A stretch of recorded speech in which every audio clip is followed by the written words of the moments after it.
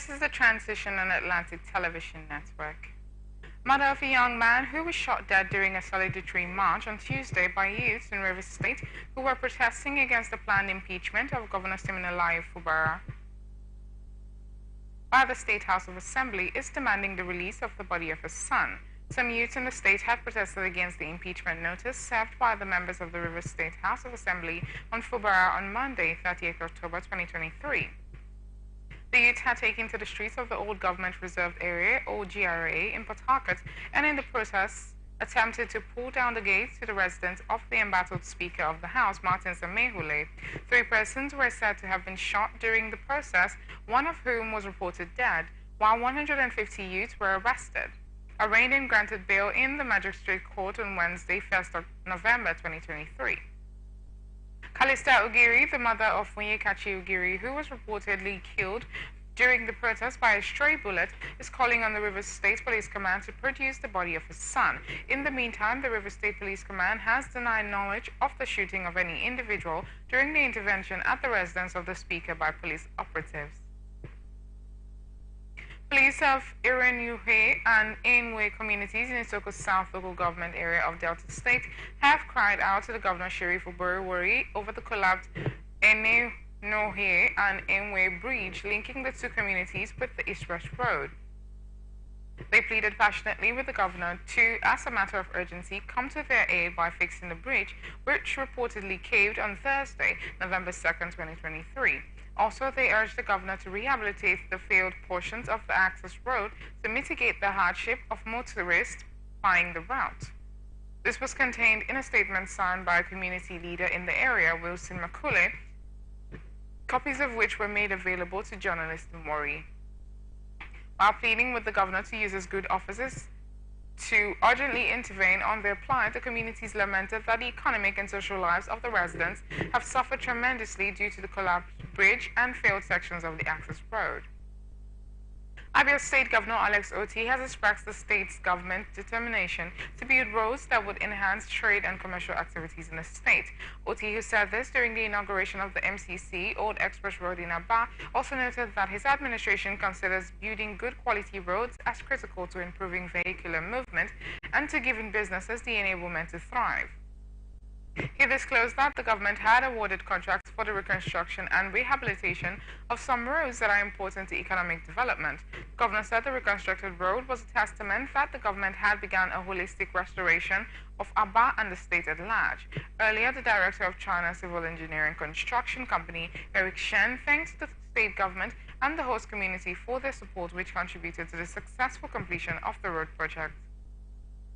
Presidential candidate of the Labour Party in the 2023 election, Peter Obi, has reacted to the natural disaster that struck a secondary school in Anambra State over the weekend. It was reported that about 9 students of Tansi International College were struck by lightning on Saturday during a rainstorm.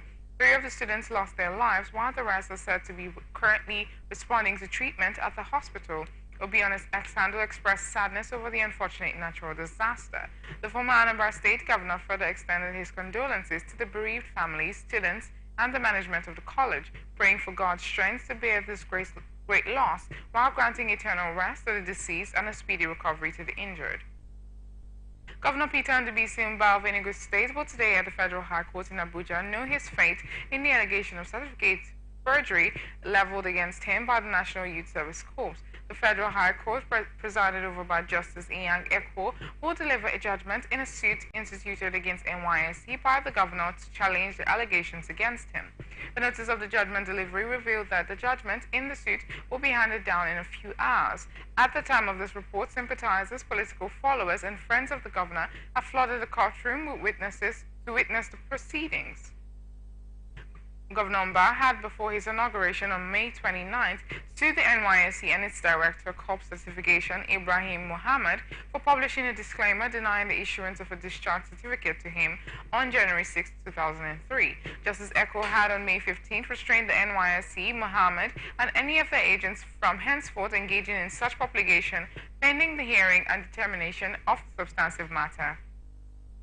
Taraba State Commissioner for Special Duties and Social Development, Xavier Noku, has disclosed that at least 20 bodies have been recovered from the boat accident that occurred along the Mayo Benewo Karim Lamido waterway in River Benue on October 28. Noku disclosed this during a condolence visit to the families of the victims of the unfortunate incident in the Benue community of the Karim Lamido local government area of the state. The State Deputy Governor Aminu Alkali, while condoling the families of the victims and the people of the community, expressed sadness over the incident and announced a government ban on night journeys on waterways across the state to forestall a reoccurrence.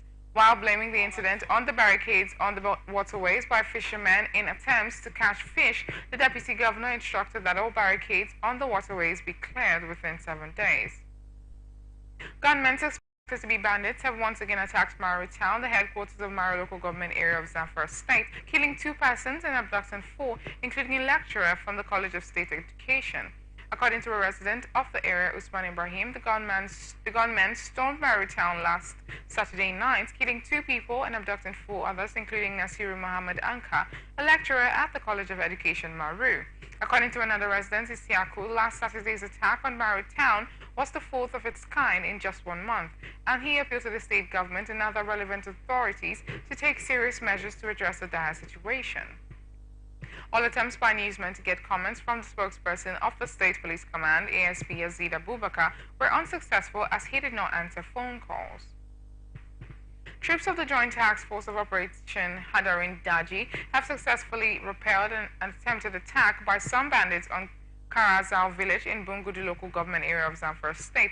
A reliable source to the military informed that the troops of OPHD responded to a distress call about a large number of armed terrorists attacking Karazal village last Saturday. According to the source, as they approached the village, the troops were ambushed by armed terrorists. However, the combat-ready troops with tactical abilities and reinforcement successfully cleared the ambush and forced the bandits to retreat, with several of them meeting their demise. You are watching the Transitional Atlantic Television Network. We return after this break.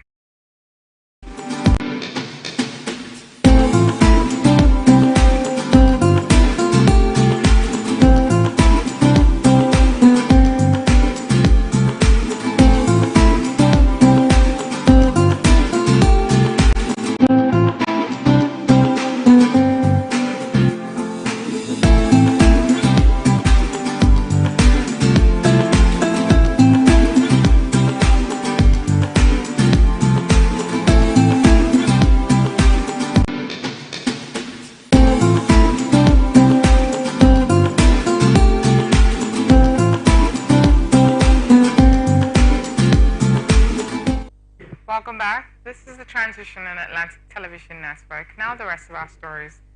President Bola Tinubu will travel to Riyadh, the Kingdom of Saudi Arabia, over the next few days in what has been termed an aggressive push to promote Nigeria and attract foreign direct investment. Presidential spokesman Ajuri Ngilali, who briefed State House correspondents at the presidential villa, said the president will be attending the Saudi Africa Summit and the Arab African Summit, which are scheduled to hold on the 10th and 11th November 2023, respectively. According to the presidential spokesman, the president in Saudi Arabia will discuss several issues of mutual concern with respect to economic ties between the regions and with respect to the issues of counterterrorism, the environment, and agriculture. Ngalale said Tinubu, in his capacity as the chairman of the Authority of Heads of Government of the Economic Community of West African States, will be taking part in the summit, ensuring that he is at the forefront of advocating for deepening the partnership of 2 regions. And now to some business reports. Governor of Central Bank of Nigeria, Olayemi Cardoso, has said the bank under his leadership was determined to make its impact felt by curtailing inflation. Cardoso restated the direction of his leadership while playing host to the impact investing community led by the 14th Emir of Kano and Khalifa of the Tijaniya Sufi Order of Nigeria and the neighboring countries. Muhammadu Sanusi II, who was also former governor of the Apex Bank, Sanusi, also while expressing concerns about the inflation in the country, urged the new leadership at the CBN to work persistently at driving down the rates, which he noted had severely impacted the wealth of individuals. Speaking further, Mr. Cardoso thanks the impact investing community for visiting the CBN, noting that the community represented an excellent future for Nigeria, with the potential to transform the country's economy by tapping into the investment opportunities available across the country. The Apex Bank boss also vowed to focus mainly on the core mandate of price stability. In his remark, Khalifa Sanusi noted that the bank's activities had a massive impact on the lives of Nigerians. I think that many people often do not know the impact of a central bank works until a central bank fails. In a bid to ensure Nigeria's refineries are up and running with no shortage of refined products in the country, the Nigerian National Petroleum Corporation Limited says it is exploring ways of outsourcing crude from outside the shores of the country. According to the report, the NNPCL may start importing 100,000 barrels of crude oil per day from the Saudi Arabia or Venezuela in order to run the Kaduna refinery. The report says Bua refinery located in Akwa Ibom State will require roughly 200,000 barrels of crude oil per day starting next year. While the Dangote refinery, which has a refining capacity of 650,000 barrels per day, currently relies on imported crude. The report added that between next month and next year, NNPCL hopes to reopen its 445,000 barrel per day refineries.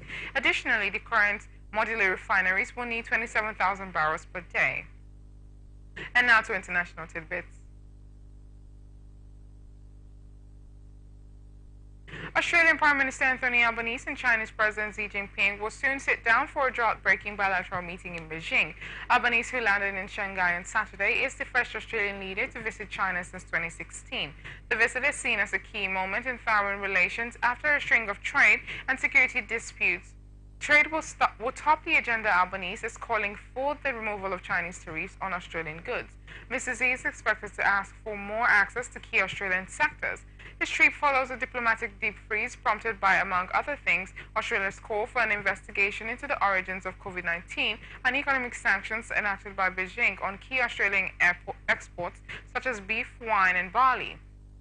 It also coincides with the 50-year anniversary of Gao Whitlam's iconic visit to China to visit Mao Zedong in 1973, marking the first trip by an Australian Prime Minister after the establishment of diplomatic ties.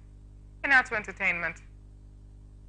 Nigerian singer Divine Kubo, better known as Rema, alongside international acts Doja Cat, Nicki Minaj, and Taylor Swift, emerged winners at the 2023 MTV EMAs.